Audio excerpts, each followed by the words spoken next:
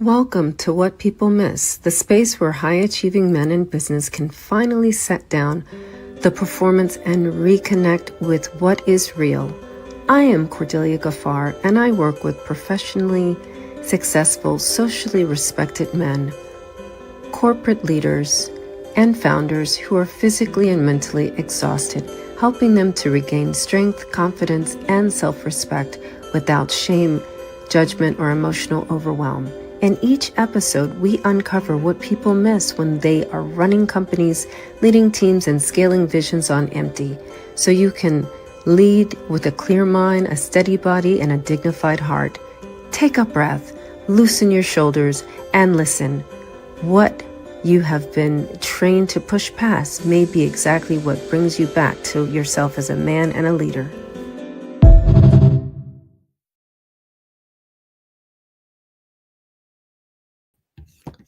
Hello, welcome back to What People Miss.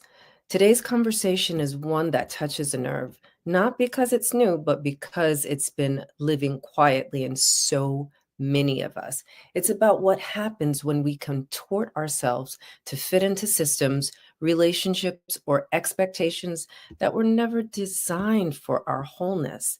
This episode is called Transcend, Stop Contorting.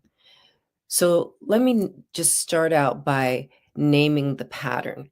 Recently, someone commented on one of my posts saying, Cordelia, this hits close to home. You could have been describing me a few years ago. The way you name the hidden cost of palatability is so on point. And I felt that because so many of us have learned to make ourselves palatable, to be safe, to belong, to succeed, especially in professional spaces where confidence, clarity, and leadership look one way when men embody them and another way when we do. We didn't choose this consciously. We inherited it through unspoken rules, feedback, performance reviews, tone policy. I'm going to say overall, just colonization and, sometimes even praise that said, wow, you're so easy to work with, right? We learned that easy was safe, that agreeable was promotable. And so we became fluent in contortion. I believe the only reason and the only place where you should contort is, you guessed it, the bedroom, because it's worth the cost, right? But all jokes aside, the hidden cost, right? The energy it takes to manage ourselves, to constantly self-edit, smooth our edges, downplay our brilliance comes with a cost, quiet cost. I don't know that it's that quiet because our bodies are quite loud with the tension and the fatigue in your spirit and a slow erosion of our relationship with authenticity. And here's the kicker. It even often works. It makes us successful for a time, but success at the expense of self is not sustainable joy. And when I say transcend, I don't mean bypass or ignore. I mean to rise above by integrating what you've learned, not rejecting it. Because those contortions, those strategies once kept you safe.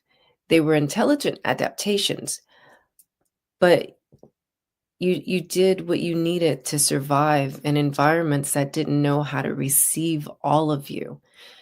And that's sacred. But now, as adults who crave wholeness and joy, we get to choose something else, right? So I talk about from going from survival to savoring. This is the heart of the journey. Moving from surviving to savoring life, you can't savor when you're constantly scanning. You can't feel pleasure when you're micromanaging perception. And you don't even know what people's perception really, really is. That's why embodiment practices matter. It's not just about mindset. It is a repatterning of your nervous system to know in your fullness that you're safe. Try this with me. And, you know, a lot of the embodiment practices that I share involve the breath. And you may not really fully connect with it unless you have been in a private session with me or in workshops, or you're actually part of my community. And that's where you really understand, and you can take a moment and be witnessed in these embodiment practices. So, here and there, I will share some on this podcast. And the invitation is always to join my community to feel the full impact of it. Okay. So, I'm going to skip that exercise for now and move on, and really just let you reflect in your mind. And as you're reflecting in your mind, here's my invitation for a practice. How does it feel in your body as I'm telling you and naming these things that you may be experiencing or have been experiencing for years? And so let's talk about one big myth: professionalism, right? For example, for many women, especially women of color, professionalism has often meant assimilating into a narrow standard of neutral, right? Voice, you may have a voice that you use at work that you don't use at home. Hair texture, emotional expression, all coded messages, right? But neutrality isn't authenticity, it's erasure. And when we start examining the systems that taught us that neutrality is the only safe space, we can begin to see how it has kept us from accessing our own leadership voice. So, true professionalism to me, like what I have now on my LinkedIn, it says rooms will shift just by your presence when you arrive, right? So, it's like an alignment and a frequency shift that people feel when they see you and when they're near you. It's the ability to anchor in your truth, no matter the room you're in. That's what transcending looks like. You stop contorting and start radiating. So now I want to acknowledge something important. This isn't just an individual mindset shift. As I said before, embodiment practices are about repatterning your nervous system. Our adaptations were relational, shaped by how we were received. And so healing them happens in relationship too. We reclaim safety by practicing authenticity in real time, in small, courageous ways. I always say that every interaction is an opportunity to transform. For example, speaking truth in a meeting, not aggressively, not performatively, but from a grounded clarity. I just had an interaction. I was at a coffee shop. I was in a meeting, a virtual meeting, and I was sitting in an area of the coffee shop that you can reserve. Now, I didn't check with the coffee shop and say, has this area been reserved? I just sat there, nobody showed up until somebody did. And so a man came, and I'm on my call, and then a woman came and they just started talking. And I was like, excuse me, can you please move over there? I'm having a conversation. And the person was very rude to me. He was like, actually, I was going to tell you to move because we've reserved the space. And I said, it would have been nice for you to say that using your manners, not just simply coming into this space and starting your conversation while I'm clearly having a conversation, although virtual. And the man was intending to intimidate me. And, you know, I'm a Black woman, he's a white man. I should just run off. And I said, um, he said, well, I was trying to be polite, but I guess I wasn't. I said, oh, you know how you're uh, communicating. you're very clear on how you're communicating. You did what you did and you intended to do it that way. And then I said, I hope you have a great meeting, right? And I walked on. So I conveyed my displeasure with his rudeness, and I also let him know that I'm aware that he never intended to be polite. And I don't believe that that would have been taken any other way than professional. And this is available to you as well. So I wasn't aggressive. I wasn't performative. I was very clear and very grounded. And that act of congruence is what re-educates my nervous system, right? Your nervous system in a situation where you're being aggressed upon. That was not a microaggression. That was a straight macroaggression. You don't belong here. This is my space. Get out.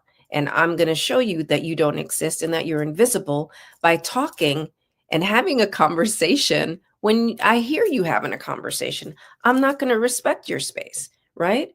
And so I let him know, oh, you're going to respect my space. And my nervous system now, in the same situation with another white man that wants to be rude with me, I will stand my ground. I will stand firm and they will back the fuck up. And so this is the way you have to show up and shift the presence in rooms. This is my simple invitation to embodiment, right? When you feel yourself shrinking, see, now for me, it's become very seamless, right? I didn't have to stop and take a breath or any of those things.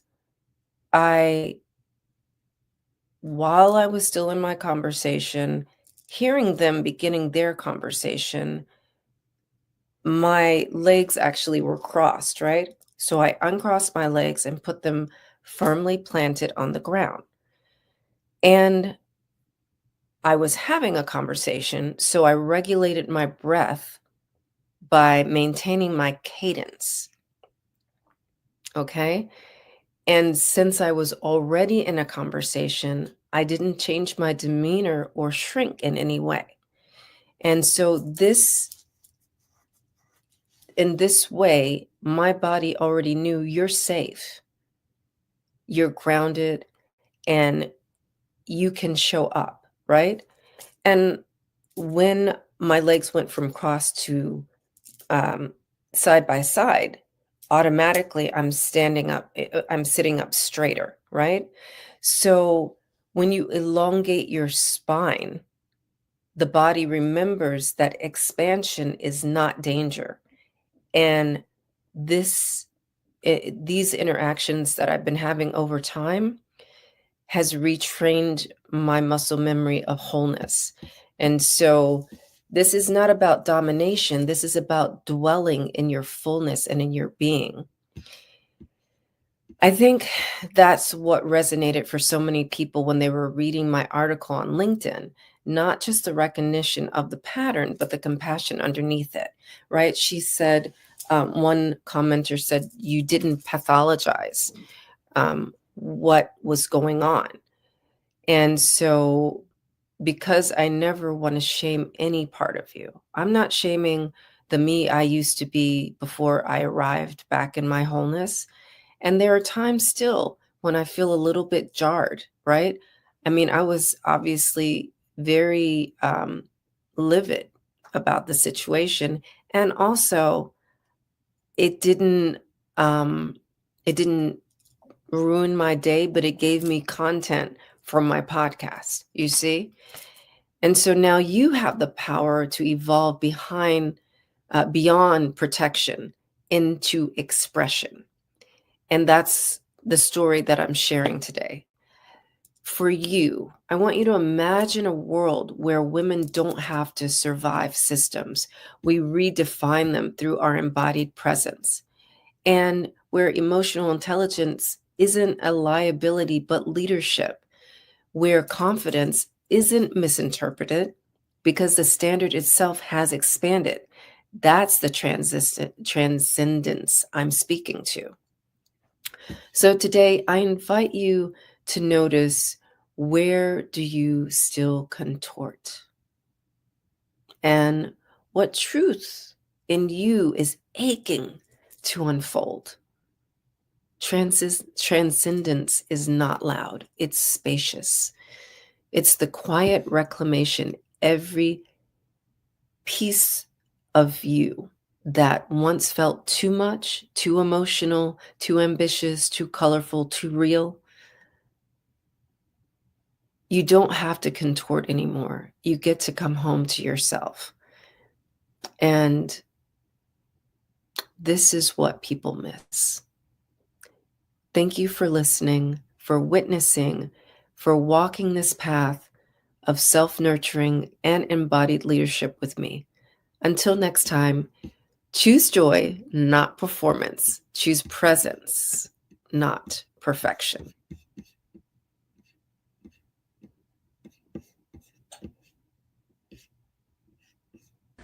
Thank you for listening to What People Miss with Cordelia Gafar, the ultimate joy goddess.